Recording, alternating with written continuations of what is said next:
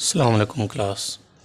This is Altaf Ahmed Kolachi and I welcome to all of you in Naeem's Virtual Academy.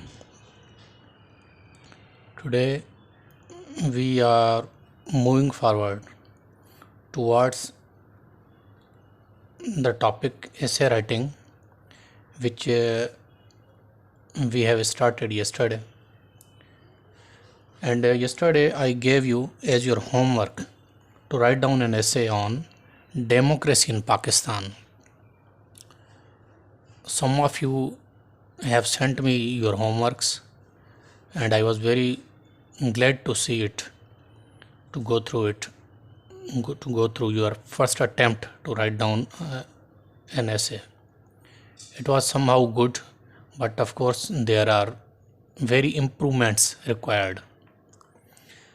अच्छा हाणे कल मां essay writing के बारे में तव्हांखे कुछ ॿुधायो हुयो। कल टॉपिक असां इहो स्टार्ट किया आहे, तमामु इम्पॉर्टेंट टॉपिक आहे।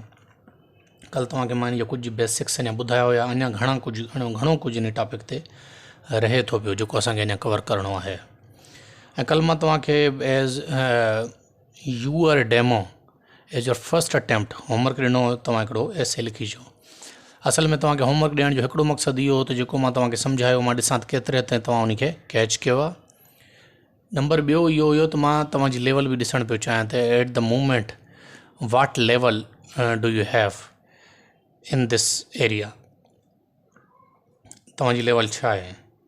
हाणे मां जेको ॾिठो, जेको मां सम्झायो उन ॻाल्हि खे तव्हां काफ़ी हद ताईं सम्झी वियो, लेकिन लेवल तव्हांजी एतिरी ख़ासि न आहे, इम्प्रूवेबल आहे, उनखे इम्प्रूव करणु अञा घणो करिणो पवंदो। अच्छा हाणे कल मां तव्हांखे एसे जे बारे में सम्झायो हुयो त एसे जी नेचर ॾिसणो आहे, एसे खां सवाल करणा आहिनि। हाणे हिकिड़ी स्टूडेंट मूंखे एसे मोकिलियो जंहिंमें उन बाक़ाइदा उहे क्वेश्चन लिखी छॾिया, वरी उन लिखियो त माना व्हाट इज़ डेमोक्रेसी, वरी पोइ आंसर कयईं उनखे। ठीकु आहे, मां उनखे उते बि रेस्पॉन्स कयो ऐं हिते तव्हांखे बि इहे शयूं ॿुधाइणु चाहियां थो। कल मां जेके तव्हांखे ॿुधाया न, एसे जे टॉपिक खां तव्हां सवाल कंदा वेंदव, उन सवाल जा जेके जवाब तव्हांखे मिलंदा वेंदा, उहो जवाब तव्हांजो एसे ठाहींदा वेंदा। But it does not mean कि you will have to write down the questions as well in your एसे। इन जो मतिलबु हरगिज़ इहो न आहे त उहे क्वेश्चन तव्हां एसे में लिखंदो, उहे क्वेश्चन लिखणा न आहिनि, क्वेश्चन तव्हांखे जस्ट माइंड में रखणा आहिनि। एसे खां उहे question, topic of the essay खां उहे क्वेश्चन पुछंदा वञो, आंसर तव्हांखे मिलंदा वेंदा, तव्हांजो एसे ठहंदो वेंदो। हाणे कीअं अॼु मां तव्हांखे सम्झायां थो। हाणे कल मां तव्हांखे टॉपिक ॾिनो डेमोक्रेसी इन पाकिस्तान, पाकिस्तान में डेमोक्रेसी कीअं आहे। हाणे सभ खां पहिरियों तव्हांखे इहो बि मां सम्झायो हुयो त हिकु एसे 3 पार्ट्स ते मुश्तमिल हूंदो आहे। सभ खां पहिरियों उनजो पार्ट हूंदो आहे इंट्रो। हाणे इंट्रो में तक़रीबन 98% जेको इंट्रो ऑफ द एसे हूंदो आहे, उहो कहिड़े जवाब, सवाल जे जवाब ते मुश्तमिल हूंदो आहे, वाट। हाणे हिते ॾिसंदो तव्हां, पूरे इंट्रो में जेको कुझु मां लिखियो आहे न, इहो इन वाट जो आंसर आहे। वाट मीन्स हिते मां वाट जो मुराद छा आहे, मतिलबु छा आहे। हाणे हिते वाट तव्हां democracy in Pakistan, hey topic आहे तव्हांजो डेमोक्रेसी इन पाकिस्तान। सभ खां पहिरियों तव्हां इन टॉपिक खां क्वेश्चन कंदो, वाट इज़ डेमोक्रेसी। सभ खां पहिरियों क्वेश्चन छा हुजणु घुरिजे तव्हांजो एसे लिखण टाइम, त व्हाट इज़ डेमोक्रेसी। हाणे इहो क्वेश्चन तव्हांजो छो हुजणु घुरिजे, छो त तव्हांखे जीअं मां कल्ह ॿुधायो, तव्हांखे अज़्यूम ईअं करिणो आहे त तव्हांजो जेको रीडर आहे उहो unaware of the facts and figures आहे ऐं इन्फॉर्मेशन आहे, उनखे का ख़बर ई न आहे, तव्हांखे उनखे ॿुधाइणो आहे त छा आहे। हाणे जेकॾहिं अची वियो democracy in Pakistan, for example मां तव्हांजो चेकर आहियां, तव्हां जेकॾहिं एसे लिखो था, सभ खां पहिरियों मां छा ॾिसणु चाहींदुमि, मां त इहो ॾिसणु चाहींदुमि तव्हां डिफाइन कयो पहिरियों त डेमोक्रेसी आहे छा। पहिरियों त मूंखे इहो ॿुधायो न डेमोक्रेसी छा आहे, पोइ अॻिते ॻाल्हायो त डेमोक्रेसी पाकिस्तान में आहे या न आहे। जेकॾहिं आहे त बि लेवल छा अथसि, न आहे बि त लेवल छा अथसि, फेल्यूअर्स आहे, फेल्योर आहे त रीज़न छा अथसि, जेकॾहिं कामयाबु आहे, सक्सेसफुल आहे, त उन जा रीज़न्स छा आहिनि। ठीकु आहे, हाणे इंट्रो में हमेशह वाट जो जवाबु हूंदो आहे, वाट इज़ डेमोक्रेसी। जेकॾहिं फॉर एग्ज़ाम्पल तव्हांखे हिते क्वेश्चन हुजे, जीअं कल्ह मां ॿुधायो तव्हांखे द वर्ल्ड इन 2050, हाणे उन में तव्हां लिखंदो त वाट। हाणे उन में हो हिकु इमेजिनरी एसे आहे, उनजी नेचर ई चेंज आहे। ठीकु आहे, उन में तव्हां वाट जो जवाबु ॾियणु चाहियो बि ॾेई सघो था, how will be the world. ठीकु आहे, या how is the world right now, हाणे दुनिया कीअं आहे, पहिरियों जवाबु उते इहो ॾींदो, उते हाउ जो जवाबु ॾींदो इंट्रो में, हिते छा जो जवाबु ॾींदो वाट। ऐं 98% वाट जो जवाबु हूंदो आहे एसेज़ में। ठीकु आहे, अच्छा हाणे जेके फॉर एग्ज़ाम्पल हिते जेकॾहिं तव्हांखे एसे अची वञे त use of internet in our daily lives, use of internet in our daily lives, असांजी रोज़मर्रा ज़िंदगी में इंटरनेट जा यूज़ लिखो, इन ते एसे लिखो तव्हां। पोइ अगेन इंट्रो में तव्हां छा लिखंदव, सभ खां पहिरियों तव्हां इहो डिफाइन कंदव त इंटरनेट आहे छा, व्हाट इज़ इंटरनेट, उन खां पोइ तव्हां अॻिते हलंदव न। अच्छा हाणे त मां ब्रीफली थोरो तव्हांखे सम्झाइण जे लाइ लिखी आयो आहियां, तव्हांखे जीअं सम्झ अची सघे। हाणे पहिरियों मां वाट जो जवाबु ॾिनो आहे त डेमोक्रेसी इन पाकिस्तान। पहिरियों तव्हां ॿुधंदो डेमोक्रेसी छा आहे, इंट्रोडक्शन। अच्छा हाणे हे वर्ड इंट्रो मां हिते लिखियो आहे, तव्हांखे हालांकि लिखण जी ज़रूरत न आहे। आई अगेन रिपीट, तव्हां हे वर्ड न लिखंदव, हे मां तव्हांजी आसानी जे लाइ जीअं तव्हांखे सम्झ अची वञे त हाणे पहिरियों पार्ट असांजो शुरू थिए थो, उन पार्ट जो नालो छा आहे, इंट्रो। हाणे हिते मां इंट्रो शुरू करां थो, सम्झो तव्हांजो एसे हितों थो शुरू थिए, हे वर्ड लिखण जी ज़रूरत न आहे। अञा वरी एसे में आउटलाइन्स थींदियूं आहिनि, उहे अञा तव्हांजी लेवल सफ़ा मथे जमा हली वेंदी, त पोइ उहे तव्हांखे सम्झंदुमि, हाली तव्हां बेसिक शइ हे सम्झो। अच्छा हाणे सभ खां पहिरियों तव्हां इंट्रो ॿुधाईंदो त डेमोक्रेसी आहे छा। हाणे जीअं the word democracy drives from the Greek demokratia. हाणे जेको डेमोक्रेसी वर्ड आहे इहो ग्रीक जेको आहे वर्ड उन मञा वरितल आहे, डेमोक्रेशिया एंशंट ग्रीक मञा वरितल आहे, ठीकु आहे। हाणे ग्रीक माने यूनानी ज़बान मञा इहो वरितल आहे डेमोक्रेशिया। हाणे यूनानी ज़बान में डेमोक्रेशिया जो मतिलबु छा आहे, formed from the two roots, from the roots demos and kratos. हाणे यूनानी ॿिनि लफ़्ज़नि सां मिली करे इहो हिकिड़ो वर्ड डेमोक्रेशिया ठहियो आहे, हिकिड़ो डेमोस, ॿियो यूनानी में वर्ड आहे, यूनानी लैंग्वेज में वर्ड आहे क्रेटोस। हाणे फ्रॉम द रूट्स डेमोस, हाणे डेमोस वर्ड जी माना छा आहे, विच मीन्स पीपल और द मॉब। हाणे यूनानी ज़बान में वर्ड जेको डेमोस आहे इन जी माना आहे माण्हू, अवाम, या अवाम जो जेको आहे मेड़, द मोब माना अवाम जो मेड़। अच्छा and the second word is kratos, ठीकु आहे। The word demokratia is the combination of the two words demos and kratos of the Greek language. अच्छा हाणे क्रेटोस जी माना छा आहे, विच मीन्स रूल और पावर, रूल हुक्मरानी, पावर ताक़त। हाणे यूनानी ज़बान में जेको आहे डेमोक्रेशिया आहे उहो डेमोस ऐं क्रेटोस सां मिली करे जेको वर्ड ठहियो आहे।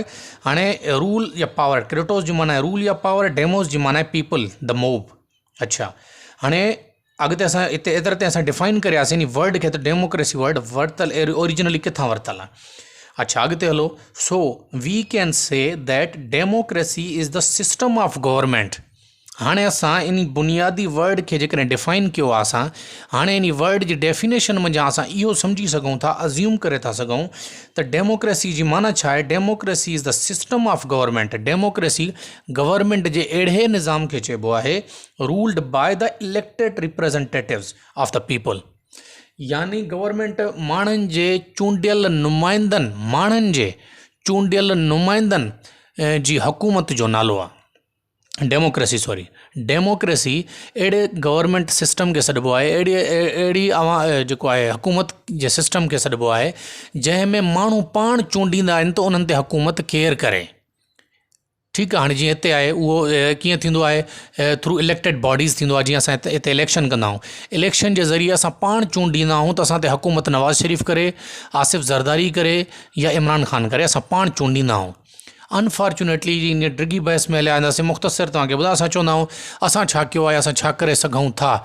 इमरान ख़ान जेको वेठो आहे न, इहो इमरान ख़ान पंहिंजे लेखे कोन्हे अची वेठो, असां वोट ॾिना आहिनि तॾहिं अची वेठो आहे इहो इन सीट ते, प्राइम मिनिस्टर तॾहिं थियो आहे इहो। नवाज़ शरीफ़ पंहिंजे लेखे गुनाह सवाब कोन्हे कंदो रहियो, उन में असांजो बि हथु रहियो आहे, असां बि उनखे वोट कंदा रहिया आहियूं। ज़रदारी जेकॾहिं चङा कमु कंदो आहे या बुरा कमु कंदो आहे, उन में असांजी इन्वॉल्वमेंट बिल्कुलु आहे। हदीस पाक आहे त तव्हांजे लाइ ओड़ा ई हुकुमरान आहिनि जहिड़ी अवाम हूंदी, जहिड़ा अफ़ाल असांजा हूंदा असांखे हुकुमरान बि ओड़ा ई मिलंदा। असां सिर्फ़ु हुकुमराननि खे रोईंदा आहियूं, बल्कि असांजा पंहिंजा ज़ाती अफ़ाल बि अहिड़ा ई आहिनि। लेकिन हिकिड़ी ॻाल्हि करूं था, डेमोक्रेसी सां रिलेटेड हुई, ज़हन में अची वई। अच्छा डेमोक्रेसी इहा आहे। हाणे हिन में असां डिफाइन करे वियासीं, सभ खां पहिरियों इंट्रो में ई असां क्लियर करे वियासीं, रीडर खे सम्झ अची वई ॻाल्हि त डेमोक्रेसी आहे छा। हाणे रीडर खे हिते सम्झ अची वई। हाणे अॻिते हाणे बॉडी हितों शुरू थिए थी एसे जी, हे मां शार्ट में करे लिखियो आहे, तव्हांखे सफ़ा ऐं बेसिक खां मां खणंदो पियो, ठीकु आहे। मां शार्ट में करे इंट्रो लिखियो आहे, न त इंट्रो बि घटि में घटि 2-3 पेजनि ताईं हलियो वेंदो आहे, जेकॾहिं CSS लेवल जी ॻाल्हि कयूं या PCS लेवल जी ॻाल्हि करूं, ठीकु आहे। शॉर्ट में मां तव्हांखे सम्झाइण जे लाइ, इंट्रो इन तरीक़े जो हूंदो आहे। इंट्रो में तव्हां इहो ॿुधाईंदो त डेमोक्रेसी छा आहे, वरी तव्हां इहो बि ॿुधाए सघो था डेमोक्रेसी इन पाकिस्तान इंट्रोड्यूस कॾहिं थी, ठीकु आहे। वरी तव्हां इहो ॿुधाए सघो था त डेमोक्रेसी खे इंट्रोड्यूस करायो कंहिं, ठीकु आहे। वरी तव्हां इहो बि ॿुधाए सघो था त पाकिस्तान में डेमोक्रेसी जी ज़रूरत छो पई। अच्छा, हाणे अचो अॻिते। हाणे बॉडी ऑफ द एसे शुरू कयूं था। हाणे बॉडी कीअं शुरू थींदी आहे? हाणे बॉडी में ॾिसो, मां अॻिते तफ़सील ॾियां थो पियो। Democracy failed to take root in Pakistan. हाणे विच में घणियूं फैक्ट्स एंड फिगर्स मां कटे आयो आहियां सॼो, छो त मूंखे एसे ठाहिणो कोन्हे, मूंखे तव्हांखे सम्झाइणो आहे। ठीकु आहे, इन जे करे मां सिर्फ़ु तव्हांखे सम्झाइण जे लाइ अॻिते लिखी आहियां। वरी तव्हां चवंदव साईं वीचारा फैक्ट्स विया काॾे, या तव्हां डायरेक्ट हितां फेल्ड छो थी आहे, तव्हां हितां स्टार्ट कयो आहे। मूंखे ख़बर आहे मां छा करां थो, मां सिर्फ़ु तव्हांखे सम्झायां थो। पूरो एसे मां तव्हांखे न लिखी ॾींदुमि। ठीकु आहे, मां तव्हांखे सिर्फ़ु सम्झायां थो, इन जा की पॉइंट्स तव्हांखे सम्झायां थो। ठीकु आहे, हाणे बॉडी तव्हां कीअं लिखंदव, डिटेल ते अॻिते हलूं था। बॉडी में डिटेल हूंदी आहे। बॉडी में जेको तव्हां इंट्रो ॻाल्हायो, इंट्रो में तव्हां तारुफ़ कराईंदो टॉपिक जो। हाणे अॻिते बॉडी में सॼो तव्हां पंहिंजो फैक्ट्स एंड फिगर्स सॼा विझंदव। बॉडी में आहे त democracy failed to take root in Pakistan because Pakistan में डेमोक्रेसी इन जे लाइ फेल थी आहे because democracy demands men make laws to govern themselves. Democracy जी पहिरीं रिक्वायरमेंट ई उहा आहे। हाणे डेमोक्रेसी जीअं मथे तव्हां पढ़ियो, डेमोक्रेसी जी माना छा आहे? द रूल ऑफ पीपल। जेकॾहिं डेमोक्रेसी आहे, डेमोस एंड क्रेटोस जी माना खे तव्हां पाण में मिलंदो, त इन जी माना छा आहे? डेमोक्रेसी जी माना इहो आहे रूल ऑफ पीपल, माण्हुनि जी हुकूमत हुजे। हे जेके रिप्रेज़ेंटेटिव वेठा आहिनि, दरअसल इहे तव्हां असांजा चूंडियल नुमाइंदा आहिनि। इहे असांजा ख़ादिम आहिनि, इहे असांजा नौकर आहिनि, जेके पूरे मुल्क जो पाण खे बादशाह सम्झंदा आहिनि न। डेमोक्रेसी जी सेंस में इहे जेके असां इन्हनि खे चूंडे ते विहायो आहे, इहे असांजा नौकर आहिनि। हे जेके DC SP जेके बि असांजा जेके वॾा वॾा मिनिस्टर्स, MPA MNA, इहे जेके जिन खे असां तव्हां भोतार वॾो मुड़ुसु कयो आहे न, चङो मुड़ुसु कयो आहे, दरअसल इहे हक़ीक़त में असांजा नौकर आहिनि। असां इन्हनि खे चूंडियो आहे ताकी तव्हां असांजे लाइ कमु कयो। हालांकि पाकिस्तान में फिर पोइ कमु छा आहे, तमामु उबतो आहे। उहे असांजे लाइ कमु न कंदा आहिनि, उहे पंहिंजे लाइ कमु कंदा आहिनि। जेकॾहिं ग़लती सां को असांजो कमु कंदा आहिनि त असां चवंदा आहियूं भोतार जो वॾो अहसान थी वियो असां ते, उन वॾा कुर्ब करे छॾियासीं, उन महिरबानी करे छॾी असां ते। बाबा छाजी महिरबानी कई आहे? उन जेब मञा पैसा भरे त असांखे रोड कोन्हनि ठहाए ॾिना न। उन जेब मञा पैसा भरे करे असांखे हॉस्पिटल ठहाए ॾिनियूं आहिनि जेकॾहिं बि न। इहो गवर्नमेंट जो कमु आहे। गवर्नमेंट असां वारा पैसा फेरे असां ते यूज़ कंदी आहे। जेको असां टैक्स जी मद में पैसा कटाईंदा आहियूं हर शइ ते, जीअं लोड विझंदा आहियूं इन में टैक्स कटिबो आहे। मोबाइल जेके असां वठंदा आहियूं, मोबाइल जेके वठी ईंदा आहिनि, उन्हनि जो टैक्स कटिबो आहे। हर शइ जेका तव्हां ख़रीद कंदा हो, सब्जियूं, अनाज, मेवा, भाॼियूं, हे इवन पेन, इन पेननि ते बि टैक्स आहे। हे जेके पेज तव्हांजे साम्हूं इन्हनि पेजनि ते बि टैक्स आहे। हर शइ ते टैक्स आहे। हे जेका तव्हां असां इंटरनेट हलायूं था, इन इंटरनेट ते बि टैक्स आहे गवर्नमेंट जो। ठीकु आहे, हर शइ ते गवर्नमेंट जो टैक्स आहे। उहे पैसा कलेक्ट करे गवर्नमेंट वरी असांजा रोड ठहाईंदी आहे, इस्पतालूं ठहाईंदी आहे, गवर्नमेंट स्कूल ठहाईंदी आहे, गवर्नमेंट मुलाज़िमनि खे पघारूं ॾींदी आहे। इन असांजे गॾु कयल टैक्स मञो। ठीकु आहे, अच्छा, हाणे जंहिंखे GDP सॾिबो आहे, पर इहा लंबी बहस आहे, इन ते हाली नथा वञूं। ठीकु आहे, हाणे गवर्नमेंट जो असल रूह छा आहे? पाकिस्तान में डेमोक्रेसी फेल छो थी आहे? छो त डेमोक्रेसी जो कानून आहे, डेमोक्रेसी माण्हुनि जे ठहियल कानूननि ते हलण जो नालो आहे। ठीकु आहे, पर पाकिस्तान में इहा आहे ई कोन। पाकिस्तान में जेके कानून आहिनि नाफ़िज़ आहिनि, छा उहे तव्हां सां ठाहिया आहिनि? बिल्कुलु बि न। हाणे तव्हां असां मुंहिंजा मतां इन ग़लती में रहो त असांजे MNAs ठाहिया आहिनि, MPs ठाहिया आहिनि, जेके असेंबलियुनि में वेठा आहिनि उहे ठाहिया आहिनि, उन्हनि जो कमु आहे। न बाबा, ग़लति आहे। असल में मसइलो इहो आहे, असांखे जेको आहे न एजेंस या ओरिजिन ख़बर ई कोन्हे कंहिं शइ जी। तव्हांखे इंतिहाई सरप्राइज़िंग ॻाल्हि हिते ॿुधाईंदो हलां। अमेरिका जो जेको कानून आहे, America super power country of the world, America जो जेको कानून आहे, अमेरिका जी अवाम जो ठहियल कानून आहे। अमेरिका जी अवाम ठाहियो आहे उहो कानून। अमेरिका जी अवाम कीअं? रेफरेंडम कराए, जिते जीअं हिते पाण वटि इहे इलेक्शन्स थींदा आहिनि न, अमेरिका जी अवाम खां सजेशन्स वरितियूं हुयूं त तव्हां छा चयो था, कहिड़ो कानून हुजे, अमेरिका में छा छा थियणु घुरिजे, कहिड़ी शइ ते बैन हुजणु घुरिजे, कहिड़ी शइ जी आज़ादी हुजणु घुरिजे, माण्हुनि खे केतिरे लेवल ते हक़ ॾियणु घुरिजनि, कहिड़ी शइ खां पोइ सम्झूं त हक़ वायोलेट था थियनि, ऐं वग़ैरह वग़ैरह वग़ैरह। माण्हुनि सभु सजेशन्स ॾिनियूं। उन्हनि सजेशन ते वेही करे जेके अमेरिका जे जेके थिंक टैंक्स आहिनि, उहे वेही करे उन्हनि सजेशन्स खे उन्हनि कानून जी शक्ल ॾिनी हुई। अमेरिका जो जेको कानून आहे उहो मैन मेड अथव, माना माण्हुनि जो पंहिंजो ठहियल, हथ जो ठहियल कानून आहे। हिते जेको पाकिस्तान जो जेको कॉन्स्टिट्यूशन आहे, मां 101% चई सघां थो, पाकिस्तान जो कॉन्स्टिट्यूशन, पाकिस्तान जी 22 करोड़ अवाम आहे, 1 करोड़ बि पाकिस्तान जी 1 करोड़ तमामु वॾी ॻाल्हि आहे। 50 लख माण्हुनि बि पाकिस्तान जो कॉन्स्टिट्यूशन पढ़ियो ई न हूंदो त पाकिस्तान जे कॉन्स्टिट्यूशन में आहे छा छा। मां गारंटी, जेके तव्हां स्टूडेंट असां वटि पढ़ो था न, तव्हां मुंहिंजो बि, मां चवंदा असां वटि 4000 जे क़रीब हाणे स्टूडेंट आहिनि।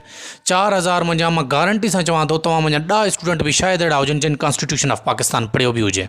असांखे ख़बर ई न आहे, ठाहिण त परे जी ॻाल्हि आहे, ठहियल बि असां पढ़ियो न आहे त असांजा छा हक़ आहिनि, छा हक़ न आहिनि, असां छा करे सघूं था, छा नथा करे सघूं।